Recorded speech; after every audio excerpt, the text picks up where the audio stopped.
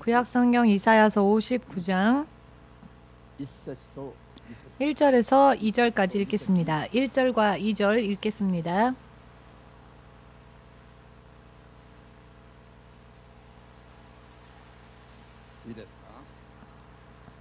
다 찾으셨는지요? 읽겠습니다.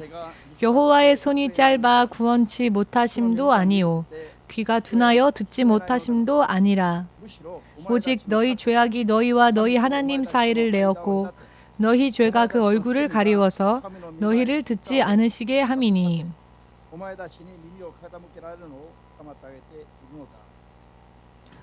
아멘. 기도하겠습니다. 만군의 주 되신 하나님, 전지전능하신 하나님, 사랑하는 주의 자녀들이 주님의 이름과 또한 주님의 역사하심에 합당한, 진실로 주님의 나라에 합당한 믿음과 또 그와 같은 삶, 그와 같은 생활을 실제로 온전히 해 나아갈 수 있도록 오늘 이 시간도 진리의 말씀을 통하여서 주의 자녀들이 커다란 깨달음을 얻을 수 있게 하시고 진리의 말씀으로 주의 자녀들의 영혼이 정결케 되어지고 하나님의 자녀로서 바르게 살 수 있도록 도와주시옵소서. 주의 이름을 믿노라 말하면서도 지금까지 세상과 세상의 정욕을 이기지 못한 채 변함없이 죄 가운데 살았던 모든 나날들의 죄, 그 죄를 이 순간 온전히 회개할 수 있게 하여 주시옵고 주께서 십자가 위에서 흘리신 보혈로 인해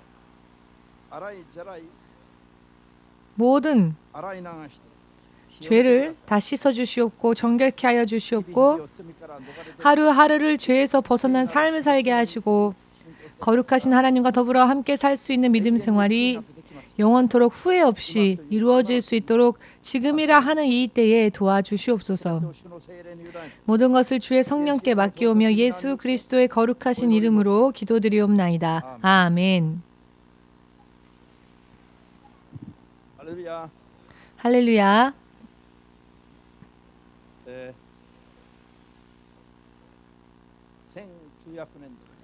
1900년대 한국에 조선반도, 한반도라 하지요. 한반도에 커다란 부흥이 일어났었습니다. 당시의 평양은요, 동방의 예루살렘이다 라고까지 불리워졌습니다. 이것이 무엇을 의미하느냐? 예루살렘 초대교회 시대 이후 2000년 전의 초대교회 이후 일찍이 그 종류를 볼 수 없었던 그런 유의 부흥을 볼 수 없을 정도의 초대교회와 같은 그런 부흥이 평양에서 일어났기 때문이었습니다. 그러나 이것이 처음부터 그런 부흥이 일어났던 것은 아니었습니다.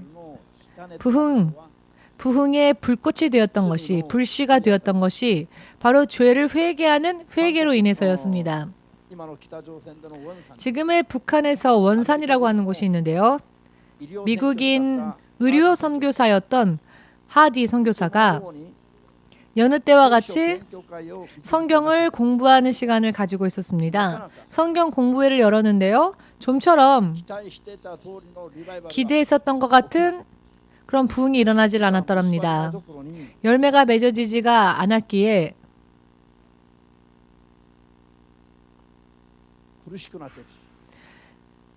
괴롭고 힘들어져서 왜일까? 왜 이렇게 열심히 온 힘을 다해 하는데 왜 성령께서는 아무것도 일하지 않으실까? 왜 아무것도 해주지 않으실까? 한탄하며 기도하였을 때 자신의 죄를 하나님이 지적하셨습니다. 이 선교사님의 죄라 함은 이분이 캐나다 사람으로, 즉 백인이죠. 그런데 백인 우월주의라고 하는 의식에 잡혀 있었던 것입니다. 자신들이야말로 세계 최고의 우수한 인종이다, 우수한 민족이다라고 하는 의식이 있었고 이와 같은 백인 우월주의에 사로잡혀 있어서 당시에 한반도의 한국 사람들은 정말 겉모습으로 볼 때에도 참 초라하고 가난하고 볼품없는 그런 모습이니 그들을 볼 때 무언가 얻을 수 있으리라고는 생각할 수도 없는 모습이었죠. 그러니 자신도 모르는 사이에 그들을 경멸하고 그들을 깔보고 그들을 낮게 보았던 그런 부분이 있었더라는 것입니다. 주의 성령께서 그런 마음을 가진 사람과는 일하실 수 없다라고 하는 것을 이 선교사님께 깨닫게 하셨습니다. 당시나 지금이나 백인들뿐만 아니라 의사라고 하면은요, 사회적으로 그 지위가 높은 그런 의식이 변함없이 사람 사이에 있지 않습니까? 당연히 그런 의미로 보았을 때에도 의료 선교로서 온 분이기 때문에 질병을 고쳐주면서 또 선교를 하는 분이었기 때문에 자신도 모르는 사이에 교만해진 부분들이 있었다는 것입니다. 이 부분을 하나님이 지적하셔서 그 죄를 그는 많은 자리에서, 많은 사람들이 있는 자리에서, 다른 선교사들과 신자들이 있는 자리에서 공공연하게 그 죄를 고백하고 그 죄를 회중들 앞에서 회개하도록 하나님께서 그를 인도하셨습니다. 후에 이 분의 고백을 들어보면은요, 죄를 회개하는 건 좋지만 사람들 앞에서 지금까지 참 잘난 듯이 그렇게 있었던 자기가 사람들 앞에서 그 죄를 인정하고 그 죄를 회개한다는 것, 이것은 너무나도 고통스러운 일이었답니다. 그렇지만 그는 주의 성령의 축구함을 받고 주의 성령의 재촉하시는 대로 자신의 죄를 고백하고 인정하여 회개하였는데, 이 선교사님의 이런 낮아진 모습을 보고 마음의 감동을 받은 다른 선교사님들도 한 명 한 명 회개를 하기 시작했고 고백하기 시작하였고 모두에게 성령의 힘과 능력이 주어지게 되었고 바로 회개의 불씨가 되었다는 것입니다. 그리고 이것은 성령의 뜨거운 역사가 일어나는 원동력이 되었습니다. 1903년에 시작되어진 이 부흥의 운동이 점점 여기저기 이곳저곳으로 퍼져나가게 되었고 드디어 1907년 1월 저 유명한 평양의 장대현 교회에서 역시 똑같이 성경을 공부하고 있었습니다. 성경을 공부하고 있었을 때에 성경을 공부를 하고 있는데 여기 이 자리에서도 또다시 어떤 뜨거운 성령의 역사함이 전혀 일어나질 않았답니다.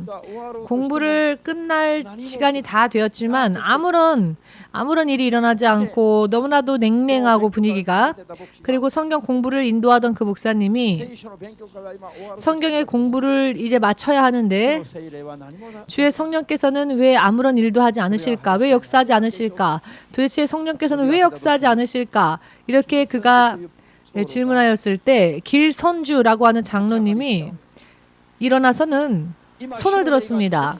지금 주의 성령께서 전혀 역사하려 하지 않으시는 이유는 저의 죄 때문입니다. 라고 고백하며 모두가 있는 앞에서 자신의 죄를 고백하기 시작했습니다. 저는 아간과 같은 죄인입니다. 이스라엘의 전리품 가운데에서 원하던 것을 몰래 훔쳤던 아간과 같은 죄인이 바로 저의 죄입니다. 그런 아간과 같은 죄인이 바로 저입니다. 이 이스라엘이 이 아간의 죄 때문에 작은 성 아이 성을 점령하지 못하고 실패했던 것은 바로 이 아간이 범한 죄였죠. 바로 그 죄 때문에 지금 이 자리에 성경의 공부를 하며 신앙의 바른 생활을 구하며 이렇게 노력하여도 아무런 일이 일어나지 않는 것은 아간과 같은 죄를 범한 저 때문입니다. 라고 이 장로님이 고백을 하기 시작했습니다. 자, 이 장로님이 범한 죄가 무엇이었냐면 이분에게는 아주 친한 친구가 있었는데요. 그 친구가 죽기 전에 유언을 남겼습니다. 유언을 남기길 자신의 부인이 계산도 할 줄 모르고 그런 돈의 운영, 그런 경제적인 그런 재정을 어떻게 책임질 수 있는 그런 지식이 없는 사람이기 때문에 내가 죽고 난 뒤에 이 그 재산에 대한 모든 부분을 친구인 이 당신에게 맡기겠으니 우리 부인과 우리 가정을 잘 돌보아 달라라고 부탁을 받았는데요. 그 재산 이 재산을 관리하게 된 이 장로님이 이 부인이 계산을 할 줄을 모르니까 그 당시 100달러이랍니다. 100달러 정도에 되는 돈을 속여서 그것을 갈취한 죄가 자기에게 있다는 겁니다. 친구가 죽어가면서 자신의 가정의 그 재정적인 문제를 관리해달라고 부탁했는데 오히려 그 일부를 속여서 자기가 취했다. 그런 죄가 나에게 있다. 그러니 지금 이렇게 열심히 성경 공부를 하여도 성령이 역사하실 수 없는 것이다. 이 장로님은 굉장히 평판이 좋은 장로님이었답니다. 그런데 이 장로님의 고백, 이 죄를 고백함과 회개함에 있어서 많은 사람들이 양심의 찔림을 받아였고요. 아니 저런 장로님, 길손주 장로님조차 죄가 있어서 그 죄를 저렇게 고백하는데 우리에게는 더더욱이나 더 큰 죄가 있지 않겠느냐 하여 죄를 회개하고 고백하는 그 일이 순식간에 퍼졌습니다. 이 예배가 끝나도 약 1,500명 정도가 모여 있었는데요. 1,500명의 반 이상의 사람들이 집으로 돌아가지 않고 밤이 셀 때까지 집으로 돌아가지 않은 채 교회에 남아서 철저하게 죄를 회개하며 마음을 찢으며 그 죄를 회개하는 운동이 일어나기 시작했답니다.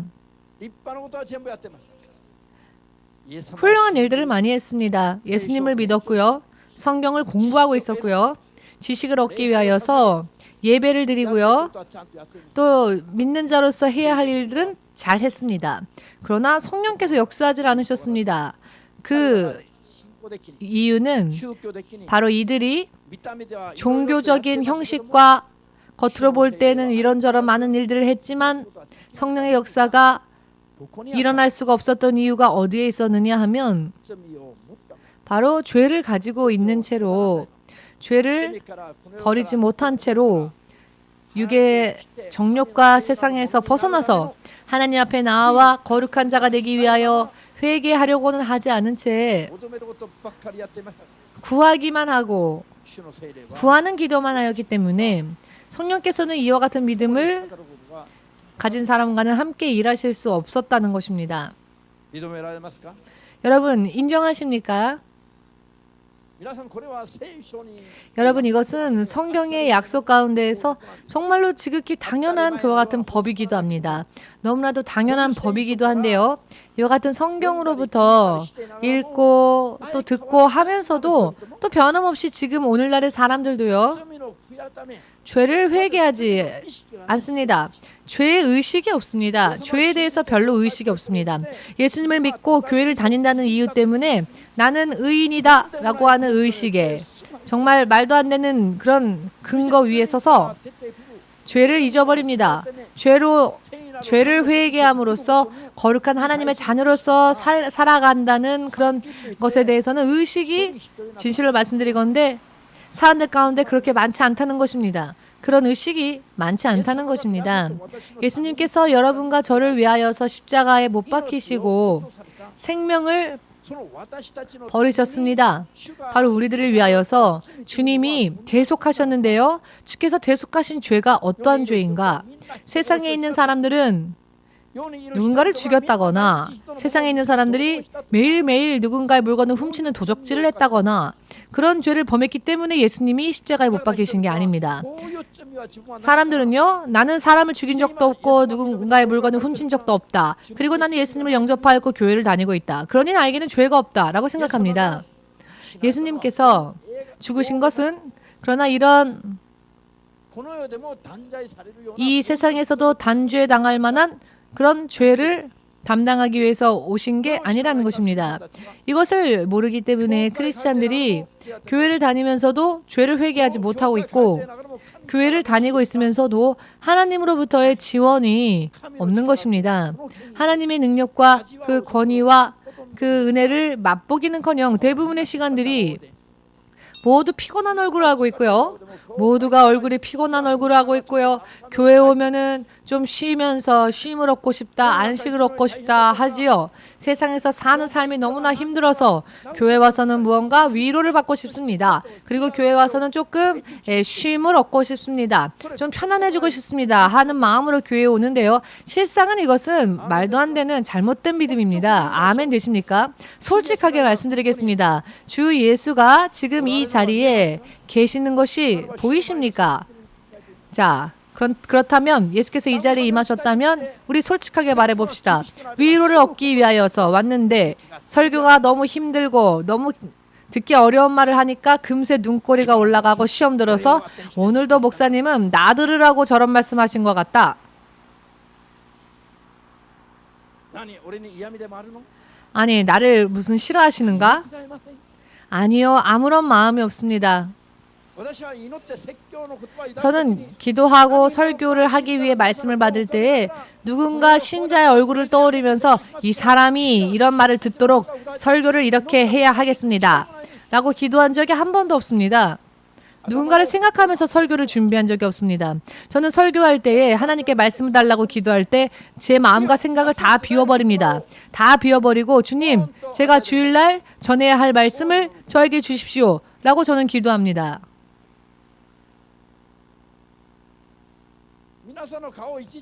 여러분들의 얼굴을 하나하나 떠올리면서 여러분들의 얼굴을 생각하면서 이 사람한테 무슨 이야기를 해야 할까요? 라고 기도한 적이 없습니다. 그러니 먼저 오해를 버리시기 바랍니다. 아멘 되십니까? 다만 주님께서 우리 교회를 향하여서 바로 이때에 우리에게 필요한 말씀, 이때에 전해야 할 말씀, 그 말씀을 주십시오라고 저는 기도하고 있습니다. 기도를 하다 보면은요, 처음에 머리를 스쳐 지나가는 말씀과 최종적으로 주어져서 머리를 떠나지 않는, 뇌리를 떠나지 않는 그런 말씀이 있습니다. 처음에는 스쳐 지나가는 여러 많은 말씀들이 번쩍번쩍 갑자기 날아와서 갑자기 지나가는 것처럼 말씀들이 떠오릅니다. 그러나 어느 시점에 이르면은요, 주어진 말씀들이 그냥 지나쳐가지 않고 계속 뇌리에 남아서 뇌리에 각인되어질 때가 있습니다. 그러면 이 말씀인가요? 이 말씀을 전해야 합니까? 틀리지 않습니까? 라고 기도를 합니다. 왜냐하면은 주의 성령께서 말씀하시기 이전에 그 한 발짝 앞서 마귀는요, 이것저것 시끄럽게 떠들고 사람들을 미혹하기 때문입니다.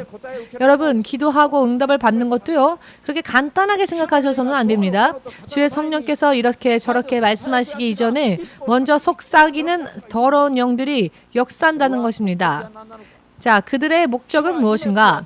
주님은 생명을 허락하시고 평화를 주시기 위해서 말씀하시는데 주께서 말씀하시기 이전에 먼저 오는 자들은 우리 안에 있는 좋은 것들을 훔쳐가기 위해서 오는 도적들입니다. 영적으로 볼 때 우리들을 멸망시키기 위하여서 찾아와서는 우리를 속이고 속닥이는 것입니다. 이것을 듣는 단계에서 내가 응답받았습니다. 무슨 응답입니까? 마귀로부터 응답을 받을 수 있다는 것입니다. 그렇기 때문에 응답받았다라고 하여 하나님이 아닌 마귀를 쫓아가는 사람들을 저는 지금까지 많이 보아왔습니다. 주의 종들조차도 주의하지 않으면 안 되는 부분입니다. 제가 누군가를 비판하고자 하는 말씀이 아니고요. 가서는 안 될 곳은 결코 가서는 안 되죠. 그런 레벨의 이야기입니다. 멸망하는 사람들을 보면서 거긴 안 돼, 길이 없어 라고 말을 해주는 게 비판일까요? 아니면 경고의 말로서 막는 것일까요? 이와 같은 것도 분별하지 않으면서 교회를 다니신 자들이 많죠. 그래서 주님은 말씀하셨습니다. 귀가 있어도 듣지 못하는 자라고. 하나님의 말씀은 육의 귀로 단 한 번에 간단하게 들릴 수 있는 그와 같은 것이 아닙니다. 성령의 역사로 깨달음을 받지 않는 한 내 귀 속에 들어오지가 않는 게 하나님의 말씀이십니다. 아멘 되십니까? 듣기 싫은 말들, 여러분, 듣기 좋은 말들은요, 먼저 사탄에게 옵니다. 너무너무 좋다. 이것이야말로 내가 원하던 응답이다. 맛있다 하고 꿀꺽 삼켜 먹고는 사탄이 주는 그런 유혹에 끌려가는 겁니다. 그러나 주님의 말씀은요, 듣기가 좋은 말씀은 아니고요. 주님이 주시는 응답은요, 거의 대부분이 듣기 좋은 말이라기보다는 무언가 내 양심과 마음을 찌르는 가시와 같은 듣기 어려운 말씀들일 때가 많습니다. 그렇기 때문에 믿음으로 듣지 않으면 금세 방해를 받습니다. 집중하지 않으면 금세 또 흘러가 버리고 맙니다. 여러분과 저의 머리와 마음속에 남아있질 않습니다. 우리가 믿음으로 받지 않으면요, 그와 같은 자세로 받지 않으면 금세 날아가 버립니다. 믿음으로 아멘, 아멘 받아들이고 또 그대로 실제로 실천하기 전까지는 참 힘듭니다. 도중에 모처럼 받은 하나님의 말씀이라 할지라도 빼앗길 수 있기 때문입니다. 지난주인가 지지난주에 말씀드렸는데요. 주님의 말씀을 들을 때 여러분들이 아멘, 할렐루야, 감사합니다 말을 하여도 그것은 신뢰할 만한 것이 아닙니다. 후에 그 받은 말씀대로 사는지 안 사는지 실천하는지를 봐야 믿을 수 있습니다. 말씀을 받았다 할지라도 금세 예배가 끝나면 눈초리가 바뀌어지고 눈꼬리가 올라가고 성경이 말씀하지 않으십니까? 그렇기 때문에 믿음을 어디까지 지켜 나아가야 하는지에 대해서 생각을 해야 합니다. 오늘 제가 말씀드리고자 하는 것은요, 죄에 대한 의식이 우리가 너무 없다는 것에 대해서 말씀드리고 싶습니다. 나는 매일 바르게 살고 있다고 생각합니다. 나는 신자라고 생각합니다. 하나님의 눈에는 개와 같이 보이는 자가 있고 돼지와 같이 보이는 자가 있는데, 하나님의 눈에는 독사처럼 보이는 자들이 있는데 나는 신자예요 라고 생각하는 사람들이 있습니다. 물론 이 자리에 있는 여러분은 안 그러시는데요. 세상에 많이 그런 사람들이 많다는 것입니다. 의미를 이해하시겠는지요? 이사야서 53장 6절 말씀을 보시면은요, 주 예수가 우리를 위하여 죽으셨을 때 우리의 죄, 그 죄로 인해 예수께서 그 모든 죄를 담당하시고 죽으셨을 때 그 죄, 바로 우리의 죄가 무엇인가? 여러분, 그것을 확실하게 생각해 봐야 할 필요가 있습니다. 일본인으로서 태어나서 그다지 나쁜 일을 하지 않고 나는 선량한 시민으로 살아왔다. 나는 무언가 개선해야 하고 바꿔야 할 죄를 범하지 않았다라고 생각하는 사람들이 너무 많으니까 오늘 확실하게 말씀드리고 싶습니다. 예수께서 짊어지신 우리의 죄는 일일이 우리가 매일매일 강도짓 하고 사람 죽이고 했던 죄를 위해서가 아닙니다. 그것을 위해서 죽지 않으셔도 예수께서요, 세상의 재판관이 그것을 죄로 정죄합니다. 세상의 형무소가 그런 사람들에게 벌을 줍니다. 예수님은 그것을 위해서 죽지 않으셔도 세상이 알아서 심판합니다. 그런 죄를 위해서 예수께서 죽으신 것이 아니라 예수 그리스도가 우리를 위해 죽으신 이유는 우리 사람들이 양의 무리와 같이 각자 자기가 가고 싶은 길로 흩어져서는 가고 싶은 길로 자기 마음대로 흩어져 가서 살았던 죄, 즉 우리가 하나님과는 떨어져서 우리 마음대로 살아왔던 모든 죄를 하나님은 대신 예수님께서 그 죄를 짊어지게 하셨습니다. 이것을 깨닫지 않은 한 여러분들이 진정한 크리스천이 되기는 무리입니다. 어떠한 죄라고요? 사람의 삶이란 것은 마치 양의 무리들과 같답니다. 양의 무리들은 어떠한가요? 목자가 지팡이로 그 양들을 치면서 인도하지 않으면 양은 스스로 방향 감각을 가지고 있지 않습니다. 그게 양입니다. 양들은 스스로 올바른 방향을 찾아 걸어가지를 못합니다. 방향 감각이 없습니다. 아멘 되십니까? 그렇기 때문에 양들에게는 목자가 없으면 당연히 양들은요, 눈이 있어도 머리를 항상 바닥을 향하여, 눈을 바닥을 향하여 하고 내리고 있죠. 그리고 항상 풀만 찾을 뿐입니다. 그래서 어디로 가야 할지를 모릅니다. 그러나 어디로 가야 할지 아는 사람은 양들을 인도하는 목자입니다. 목자가 없으면 양들은 자기가 먹고 뜯고 있는 이 풀이 다 끝나버리면 또 어디로 가야 할지를 알지 못하는 것이 양의 무리입니다. 방향 감각이 없기 때문에 풀을 먹다가 가서는 안 될 곳으로 길을 잃어 늑대와 이리에게 잡아먹힐 때가 있습니다. 바로 이런 습성을 가진 존재가 양들이라는 것입니다. 그런데 사람들이요, 그렇게 산다고 말씀하십니다. 그러니 눈이 있어도 보지 못하는 인생을 살고 있다는 것입니다. 저들이 범하는 죄는 달리 사람을 죽였다거나 어떤 험악한 그런 흉악한 죄가 아닙니다. 다만 방향을 몰라서 방향을 알지 못한 채 가서는 안 될 곳을 알지 못하고 그냥 아무 데나 가는 것, 자기 마음대로 하나님의 뜻과 관계없이 사는 것, 그것이 이 양들이 범한 죄라는 것입니다. 양들이 범한 죄가 그런 죄였습니다. 이런 사람들은요, 자기 스스로요, 이대로가 좋겠지, 이것이 좋겠지 라고 생각하면서 자기들 나름대로 생각하면서 그 방향을 잡고 사는데요. 바로 이것 때문에 예수께서 죽으셨다는 것입니다. 방향을 잘못 접어든 사람들의 죄 때문에 예수께서 죽으셨다는 것입니다. 의미가 이해되어지시는지요? 이것을 깨닫지 않으면 안 됩니다. 이것을 깨달으면 여러분들에게 죄가 매일매일 있다는 것을 알게 될 것입니다. 그러나 이것을 모르면 죽을 때까지 나는 죄인이 아니다. 왜 나에게 죄인이라고 하나? 나는 일본인으로서 혹은 한국인으로서 태어나서 누군가를 죽인 적도 없고 도적질한 적도 없고 괴롭힌 적도 없고 나는 죄를 범하지 않았는데 교회에 오면 죄를 범하라고 하니 설교가 듣기 싫어지게 되는 것이죠. 아유, 교회 갔더니 목사님이 맨날 죄를 회개하라 회개하라. 맨날 목사님이 화를 내면서 죄를 회개하라고만 한다. 아, 싫다. 이제 그 교회 안 갈래. 이렇게 오해가 일어난다는 것입니다. 죄란 무엇입니까? 죄가 무엇이라고요? 양들과 같이 방향 감각을 잃어버린 양들이 풀을 뜯어 먹다가는 말도 안 되는 곳으로 잘못 그 길을 잃어버리고 마는 그들의 죄 때문에 예수께서 죽으셨다는 것입니다. 사람들이 처음 하나님의 자녀가 되기 위하여 사람들을 창조되어 줬는데요. 그러나 하나님의 자녀로 살려고 하지는 않고 그저 사람으로서 사람을 중심으로 하여 살고자 하니 방향을 전혀 잊어버린 것이 되었고요. 소망하여야 할 하나님의 나라 본향, 하나님의 자녀로서 사는 삶 가운데서는 길을 잃어버린 채 헤매고 있기 때문에 마치 양의 무리들처럼 헤매고 있기 때문에 그 잘못된 것을 바로잡기 위하여서 하나님께서는 그 모든 죄를 예수께서 담당하게 하셨습니다. 믿으십니까? 이것을 기준으로 하여 생각해 보건대 사람들이 매일매일 얼마나 우리가 하나님으로부터 멀리 떨어져 있는 삶을 사는지를 매일매일 얼마나 우리가 하나님 앞에 많은 죄를 범하면서 살고 있는지가 눈에 들어오게 될 것입니다. 눈에 들어오게 될 것입니다.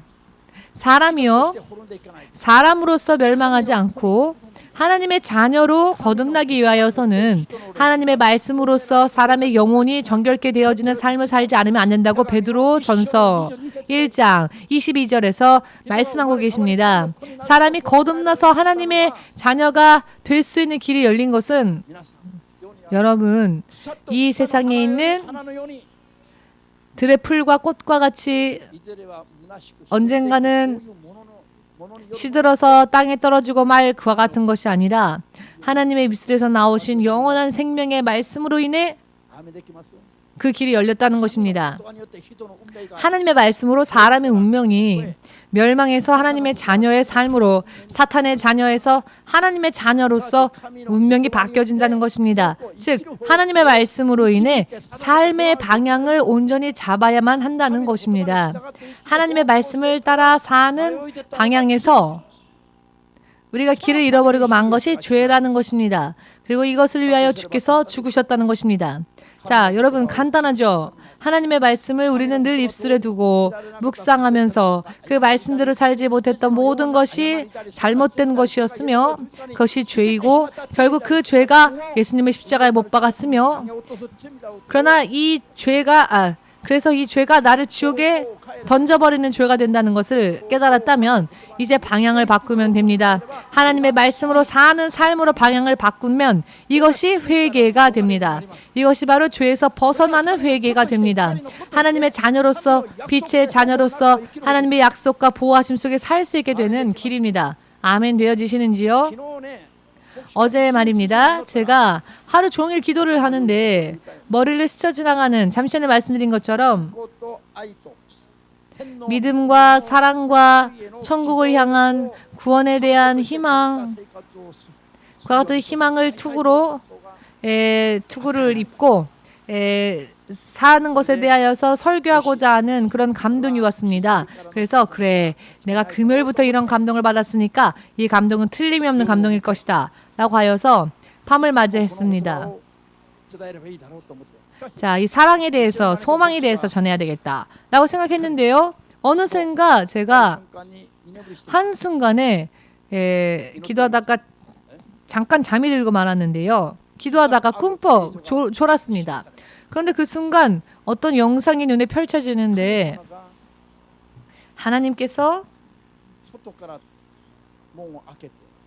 바깥에서 문을 열고 우리가 있는 그 안을 들여다보고 계셨는데요. 그러나 들어오려고는 하지 않으셨습니다. 그런데 들어오려 하지 않으신 이유가 있었습니다. 그 이유는 그 안이 너무나 더러워져 있었기 때문입니다. 즉 영적으로 볼 때 회개하여 정결케 되어져야 할 죄가 너무나도 많이 있음에도 불구하고 그 죄를 좀처럼 회개하여서 정결케 하려고 하는 사람이 없다는 겁니다. 그래서 하나님께서 바깥에서 문을 열고 안을 들여다보시지만 다시 문을 닫아버리시고는 가버리셨습니다.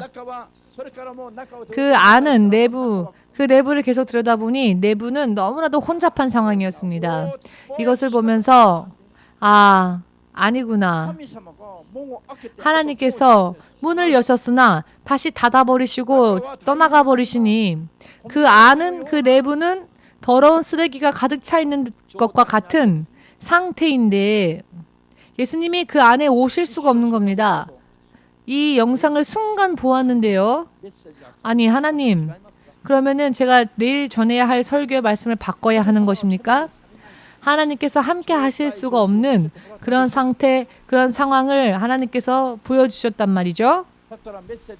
자, 그렇다면 설교가 믿음과 사랑과 구원에 대한 소망에 대하여서 전하는 것이 아니라 이 더러운 죄, 우리 내면 안에 있는 죄, 아직도 깨끗하게 청소하지 않으면 안 되는 이 죄에 대해서 주님이 알려주셨으니 이 죄를 회개하는 것에 대해서 먼저 알려주어야 합니까? 전해야 합니까? 알겠습니다.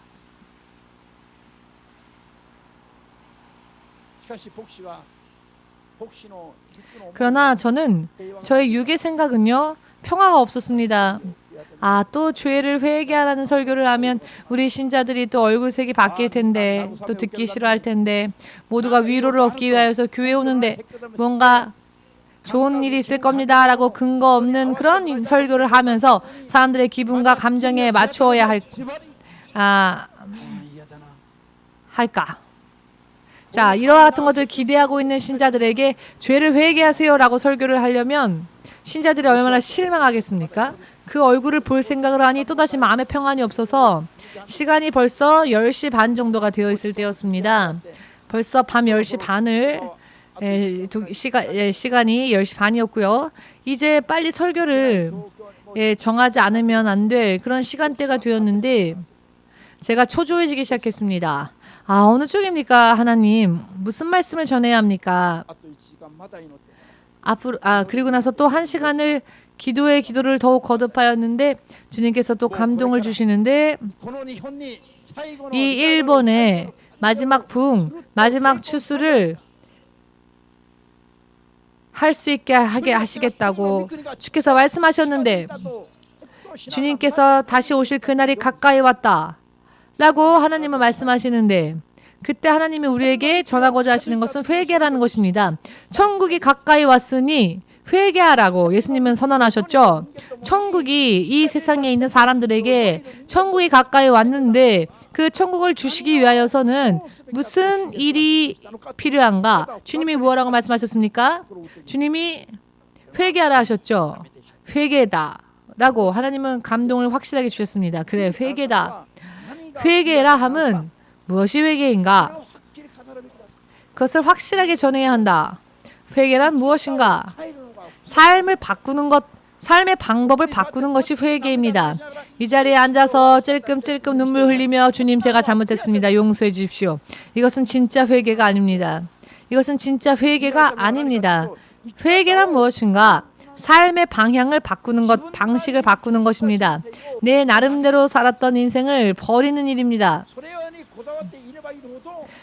내 뜻대로 살려고 고집하면 고집할수록 주님이 역사하실 수 없다는 것입니다.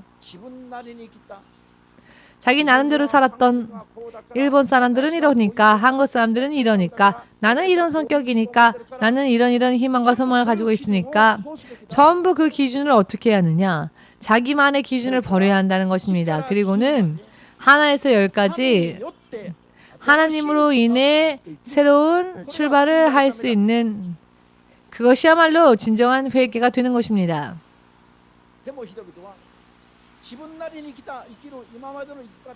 그러나 사람들은 자기 나름대로 살았던 삶의 방식에서는 벗어나려 하지 않고 삶의 방식은 유지한 채 그것 플러스 필요한 것을 하나님이 주시면 좋겠다라고 하는 믿음 생활을 하기 때문에 진정한 회개가 이루어지지 않는 것입니다.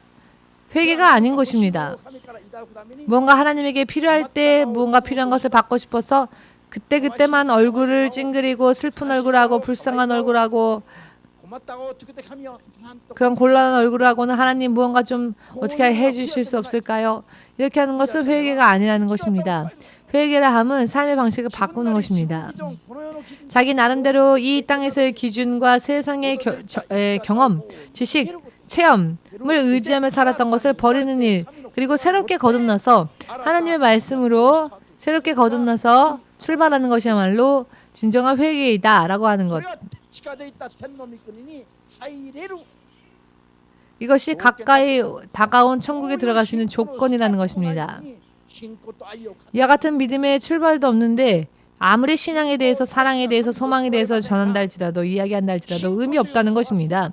믿음은 하나님의 기쁘시게 해드리는 것인데요. 그러나 믿음은 어디서 시작하느냐? 내가 지금까지 살아왔던 3대로 예수님을 믿는다면 그것은 어떤 종교적인 것에 지나지 않을 뿐입니다. 아멘 되십니까? 믿음과 사랑은 너무나 중요하지요. 천국의 소망을 품는 것은 정말로 중요한 일입니다. 그러나 믿음, 소망, 사랑 이 모든 것들이 올바른 회개가 없이는 출발될 수 없다는 것입니다. 시작 안 된다는 것입니다.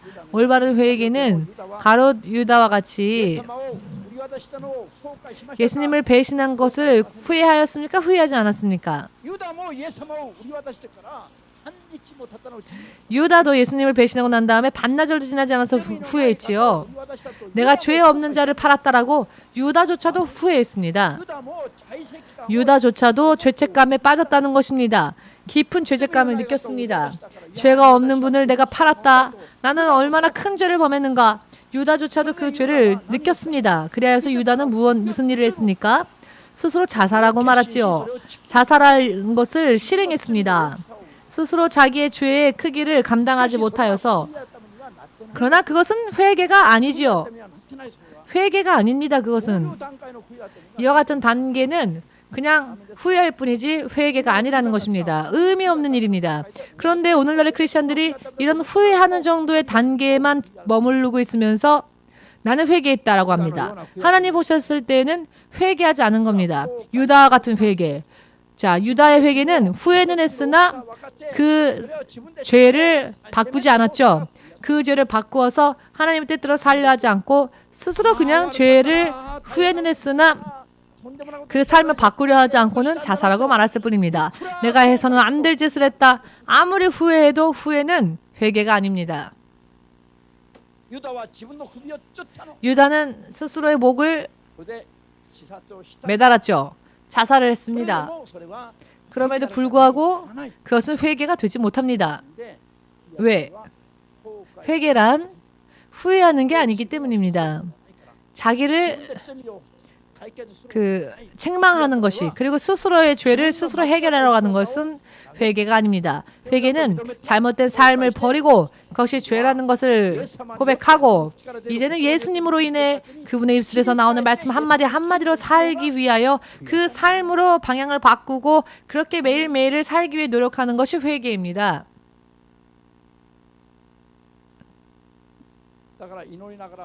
그렇기 때문에 기도하면서 눈물 펑펑 흘리지 마십시오.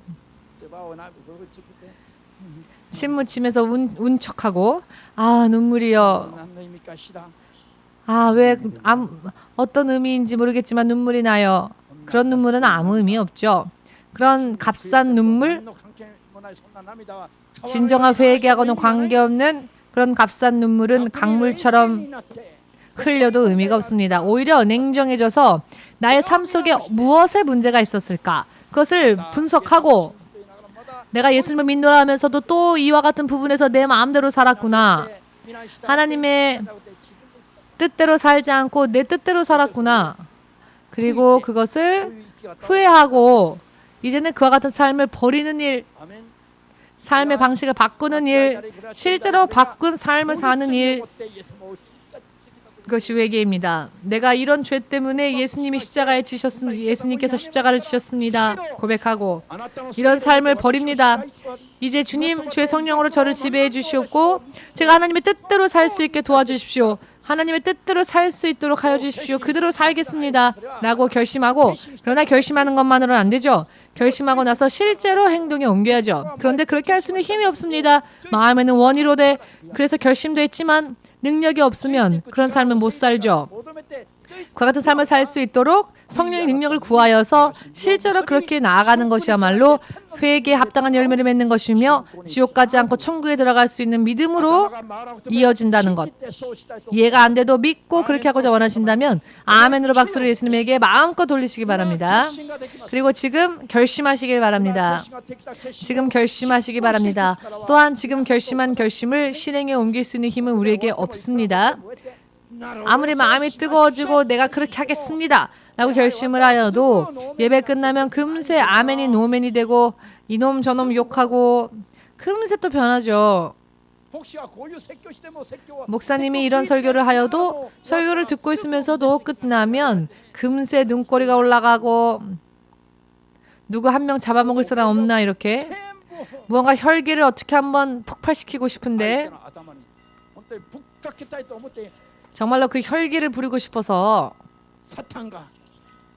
사탄이요 울부짖는 사자와 같이 누군가를 삼키기 위해서 울부짖는 사자와 같이 그렇게 걷고 있는데 무방비로 있습니다.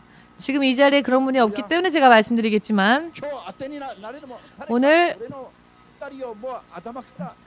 누군가 내 혈기를 퍼부어줄 상대가 없을까? 누가 한 명 걸리기만 해봐라. 이렇게 걷는 사람들이 있죠. 물론 이 자리에는 그런 분들이 안 계시지만 세상에는 너무나 많습니다. 그런 사람들. 그러나 그런 결심은요. 아무 의미 없는 결심이죠. 냉정해지고 침착하게 어떤 커다란 액션을 취해야 되는 건 아닙니다.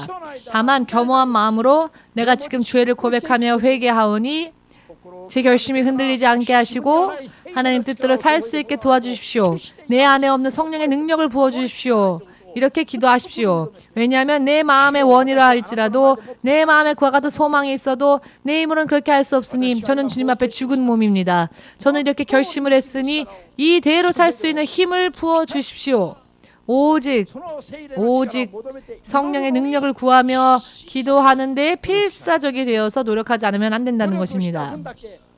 노력하면 노력한 만큼 성령의 능력이 부어지고 부어지면 부어진 것만큼 그만큼 내가 회개한 것을 열매 맺을 수 있는 힘이 됩니다. 그리하여 이 회개의 하나하나가 하나님 나라로 연결되어지는 것입니다.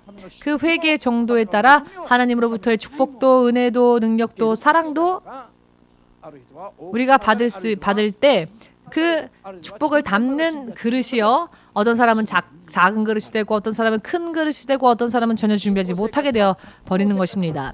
믿음 생활은 가공적인 생활이 아닙니다. 어떤 가공적인 추상적인 생활이 아니고요. 우리가 사는 현실입니다. 우리의 삶 한 장면 한 장면 현실인 것입니다. 아멘. 주님께서 지켜주지 않으시면 정말 순간에 어떻게 해야 할지 알 수 없게 됩니다. 욥이 이렇게 말하지요. 주여, 저는 지금 제 위에 앉아 주 앞에 죄를 회개합니다. 정말 중요한 말씀입니다. 욥이 회개할 때 그는 동방의 의인이다라고 불리워졌던 사람이었습니다. 그러나 하나님 앞에 그 죄에 대하여서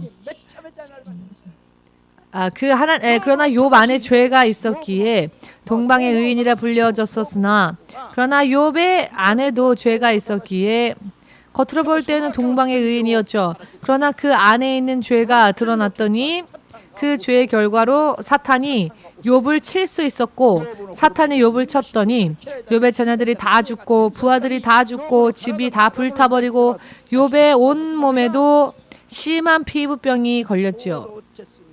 상상을 초월하는 그런 심각한 피부병에 걸려서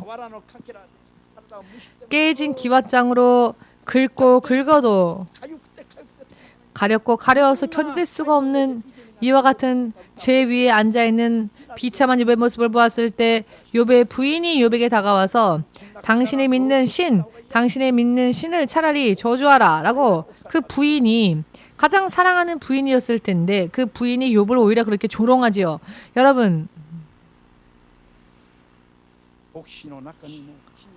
목사님 안에도 믿는 자 안에도 그 한 사람의 영혼에 예를 들어 잠깐 그 영혼을 엿보면요. 모든 사람 안에 죄가 말도 안 되는 죄들이 있습니다. 내가 알지도 못하는 사이에 그 죄들이 너무나 많이 있습니다. 그렇기 때문에 인생에 여러 많은 문제들이 일어나도 주님이 역사하실 수가 없는 것입니다.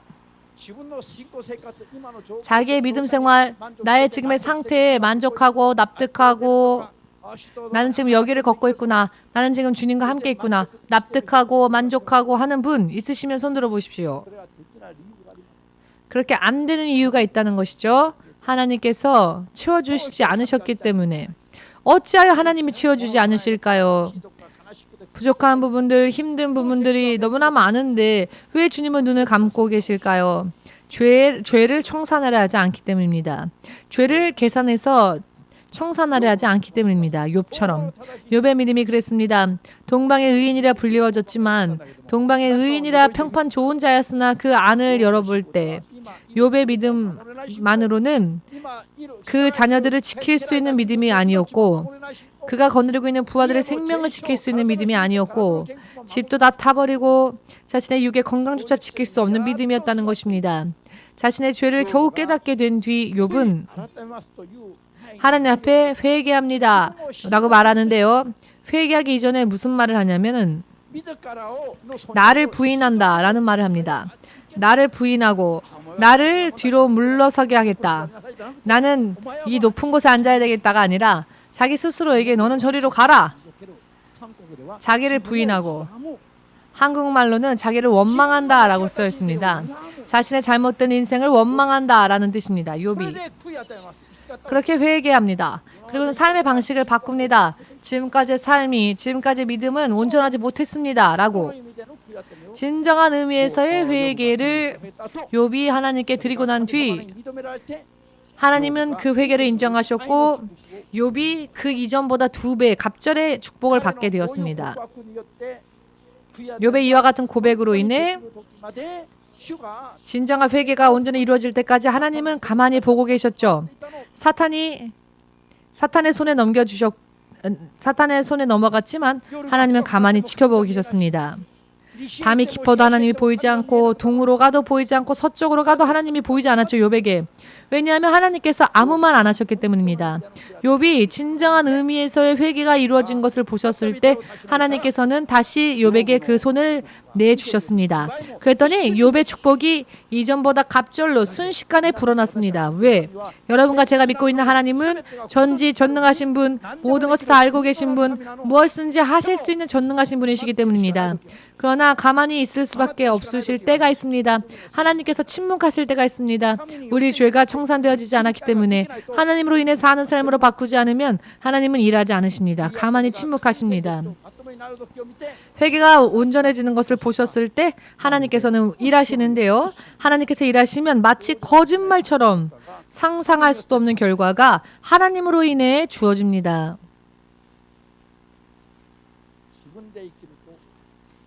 스스로 살면 사람들은 그것이 자유다라고 생각하지요. 그리고 그것이 바로 존중받는 삶이라고 생각합니다. 여러분, 이와 같은 잘못된 개념, 잘못된 생각이 사람의 믿음 생활을 엉망진창으로 만든다는 것입니다. 하나님으로 인해 철저하게 간섭받고 하나에서 10가지 하나님으로 인해 살 수 있도록 강하게 뜨겁게 하나님으로부터 압박을 받는 것이야말로 그것이 바로 사랑입니다. 그렇기 때문에 하나님은 사랑하는 자를 징계하십니다.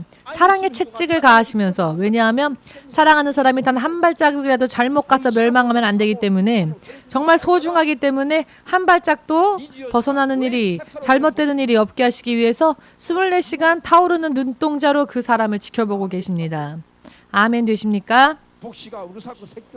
목사님이 잔소리같이 설교할 때 오히려 여러분들이 사랑받고 있기 때문에 그런 것입니다.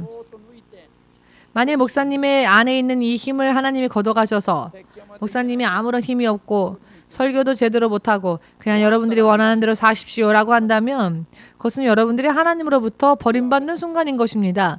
의미를 이해하시겠습니까?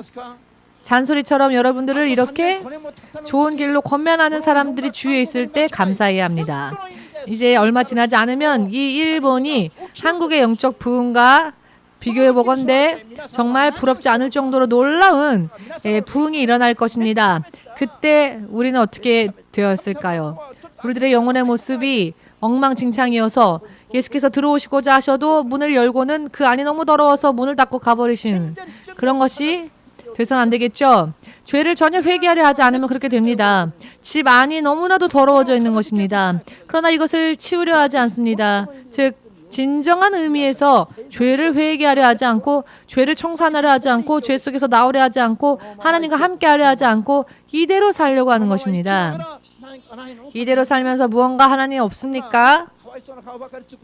불쌍한 얼굴 만들어서는 눈물 찔끔찔끔 흘리면 무언가 있을까요? 아무것도 없습니다. 아무것도 없습니다. 목사님, 제가 듣고 또 제가 들은 것을 저는 여러분들에게 확실하게 드렸습니다. 그리고 하나님으로의 약속도 제가 전했습니다. 앞으로 3년, 5년 지났을 때에 하나님과 더불어 진정으로 승리하고 마지막에 추수 때 주역이 되고자 원하시는 분이 계시다면 아멘으로 박수를 하나님에게 돌리시고 영광 돌리시고 이 순간부터 진정한 의미에서 죄를 회개하는 삶을 사시고 방향을 하나님과 함께 하시고 하나님께 맞추시고 나아가고자 진실로 그렇게 삶의 방식을 바꾸고자 결심하시고 실행하는 여러분 되시기를 예수 그리스도 이름으로 축복합니다. 아멘. 마음이 타오르는 것만으로는 의미 없습니다. 실제로 행동으로 옮겨야 합니다. 고향 본토의 집을 떠나라. 소돔과 고모라를 떠나라. 바로 끊어버리고 뒤를 돌아보지도 말라. 부인이 쫓아오지 않다 할지라도 뒤도 돌아보지 말고 가라. 남편이 남아있어도 미련 없이 떠나라. 이것이 말씀을 따라가는 삶입니다. 마지막 때에는 롯의 때와 똑같이 말씀을 따르지 않으면 늦어버립니다. 더 이상 기다릴 시간이 없는 것입니다. 마지막 때에는. 아멘 되십니까? 할렐루야. 무엇이 죄라고요? 누군가를 죽이지 않았으니까 나는 죄인이 아니다? 아닙니다. 오늘 이 죄에 대한 부분을 확실하게 깨달으시길 내 스스로 살고 내 스스로 계획하고 하나님의 인도하신 대로 살지 않는 것이 죄이고요.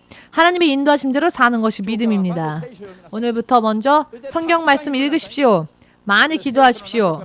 그리고 성경 가운데에서 성령으로부터 말씀에서 응답을 받고 성령의 음성을 받고 하나님의 뜻에 맞춰가는 것이 바로 믿음입니다. 이렇게까지 여러분 노력하셔야 합니다. 그렇게 하지 않으면 하나님의 음성이 들려온다 할지라도 광야에서 이스라엘 백성에게 하나님의 음성이 들려왔으나 그 하나님의 음성을 믿음으로 응답하지 않았기 때문에 안식의 약속이 남아있고 구원의 약속이 남아있음에도 불구하고 열 부족이 광야에서 쓰러졌지요.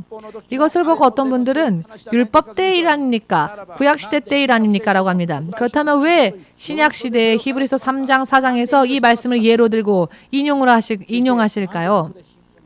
그리고 왜 여기에서 또 믿음에 대해서 히브리서는 말씀하실까요? 믿음으로 결합하지 않았다. 들려오는 하나님의 음성에 대하여서 왜 이와 같은 말씀을 히브리서에서는 다시 되풀이할까요? 자, 말씀을 율법을 첫 번째 계명부터 10가지 계명, 이 10계명을 율법이라고 생각하고 율법이니까 다 어겨도 된다라고 생각하십니까? 그게 율법주의라고 다 율법을 지켜야 한다 그러면은 율법주의라고 생각하십니까?